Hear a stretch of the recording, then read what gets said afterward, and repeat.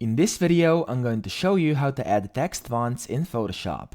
Now this is very easy. So the first thing you want to do is get a font you'd like to add inside Photoshop. Now the website I suggest is the Google Fonts, so fonts.google.com. You simply go into Google and type that in, or just type in Google Fonts, and this is where you'll get multiple free fonts. Then just find a font you'd like. So in my case, I'm going to take this one over here, click on it, and then click on Get Font here on the right. And then you want to press this Download All button over here. And then once you click it, as you can see, it just downloaded, and you're gonna have it inside your download folder over here. And then since it's a zip folder, the first thing you want to do is extract it, okay? So the way you do this is simply right click on the zip folder and then go to Extract All.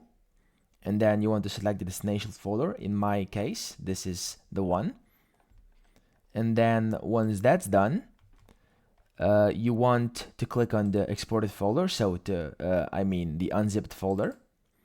And then in here, there usually be two documents, okay? You want to click on this one that has that little A icon next to it, or the AVG, whatever it is, and the TTF on the end, and you just double click it and simply press on Install up here, and then you wait for your fonts to be installed.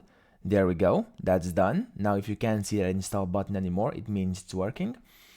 And then you simply go back into the Photoshop, and you have to remember the name of the font, of course. As you can see, it's Madimi 1, and then you just click on any text you may have in Photoshop to change the font text, and you go up here, and I'm going to type in Madimi 1 regular. As you can see, the font is now in here. Click on the check mark, and I'm now using it. And that's the easiest way of adding a font inside Photoshop.